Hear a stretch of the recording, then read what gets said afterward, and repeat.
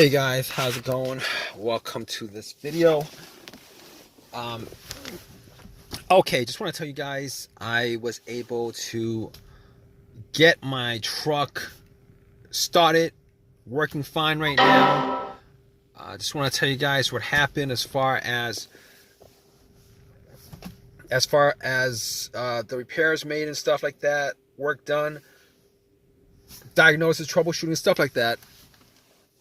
So basically yesterday I was at the mall and I spent about maybe like an hour and a half there. Obviously I parked my car, turned it off, went to the mall, did some shopping, came back to my car, tried to start it, and nothing. Actually everything worked. Everything worked as far as electrical accessories, the dash, chimes, noises, all the usual chimes, rings, all that stuff actually worked. It turned on as usual, but it didn't crank up. So I was a little bit worried, obviously. I was thinking maybe I left the lights on. So I turned my headlights on, went out and checked the headlights to see what the deal was, make sure that my battery was good. If you guys have this situation where you guys want to check your battery to see whether your battery is good or not, just turn on your headlights, go out, take a look at it. If the headlights are strong, chances are your battery's good.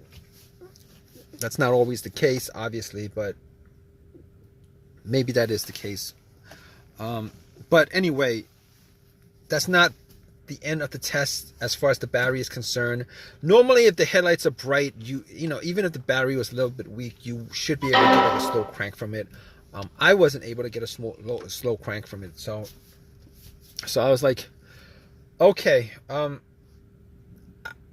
be 100% sure it's not the battery. So I kind of looked around, and the terminals were a bit corroded with some white bluish stuff on it, and on top of that, terminals were a bit loose, and I knew they were loose because this actually happened a couple of times over the last month.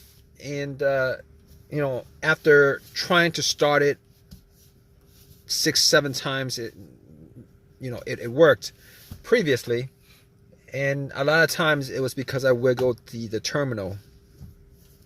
Sorry, this time around, I was going to clean the terminal. I didn't clean the terminal previously, so I had a can of Coke and poured some Coke on the terminal, had some paper towel, wiped it, popped it back on, and they were tight enough. Not super tight, but they were tight enough, so I popped it on. Didn't have anything to tighten it, but went back, tried to turn it on, and nothing. Did not get a single thing from it.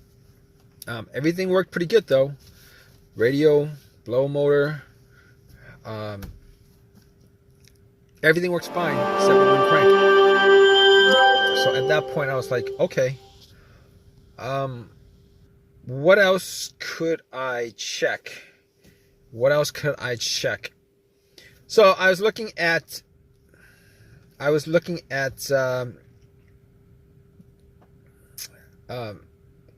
the negative at that point. I was looking at the negative of the battery.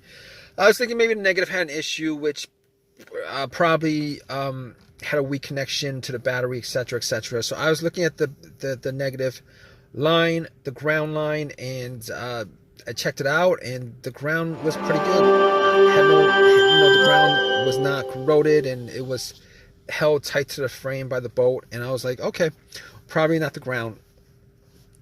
At that point, I was thinking to myself, okay, it's not the battery, it's not the ground. I know for sure it's not the alternator because I did actually get it jumped. I asked somebody to help me out with the jump. It wasn't until the third, fourth person who I asked who was okay with giving me a jump. I did the jump and still had the same issue. Had the cables on for like 2 minutes, still had the same issue. So I knew it wasn't the alternator, because if it was the alternator, if it was the alternator, the car would have it would have worked, and it would have worked. It would have turned over, at least crank, turn over. I didn't hear any of that except for a click. So at that point, I was like, okay, fine. It's not the alternator, not the battery, not the ground. What else could it be? Thought it may have been the fuse. Could have been a relay. And I was thinking it might have been the relay, but I must have tried to start it at least 15 times, and all 15 times I always heard like a faint click, like a click, click, click.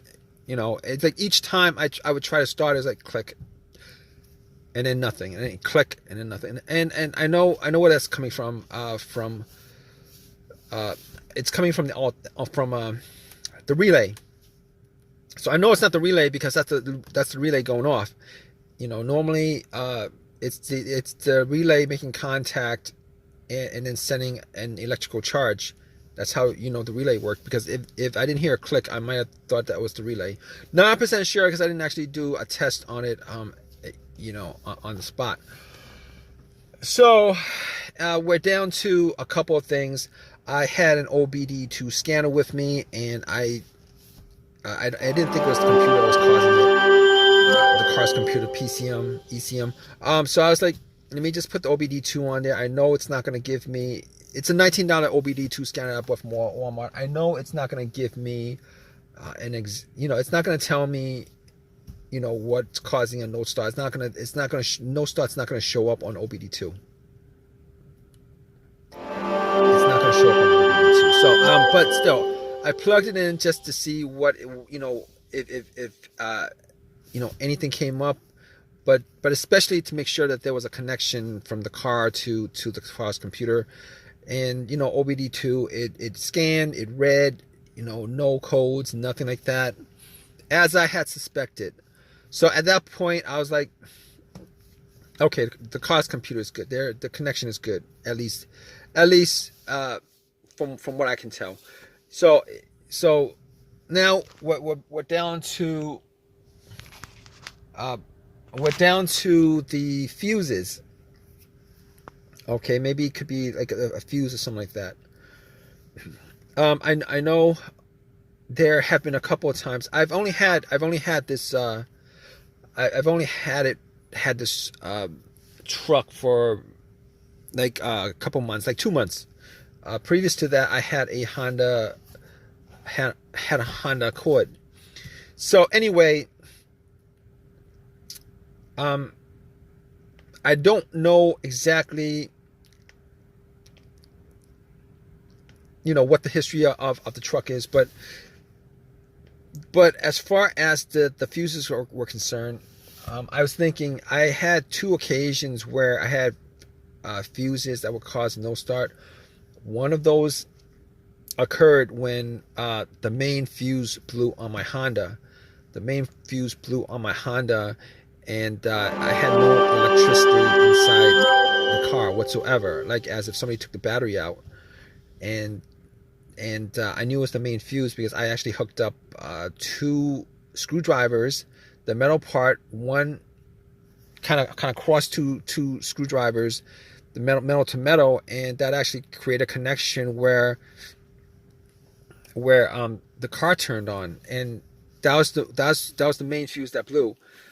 I know that that's not the situation here. Reason being is that I am getting power to everything except it won't crank. Fine. So the second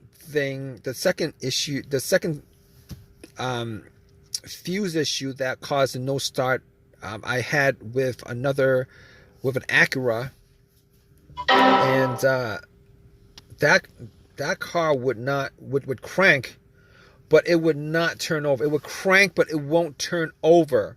So what I did was, I think I swapped out the fuse for the fuel pump or the it was either the fuel pump or the PCM, and once that was swapped out, car got going again, crank turnover, it worked. And unfortunately, that's not the issue with the situation that I had. Oh man, I gotta drink something. But that wasn't the situation, because I wasn't able to crank it all. Okay, I'm getting power, not able to crank. So I was like, okay, that's pretty much as far as the fuse is concerned. I can pretty much, leave that out.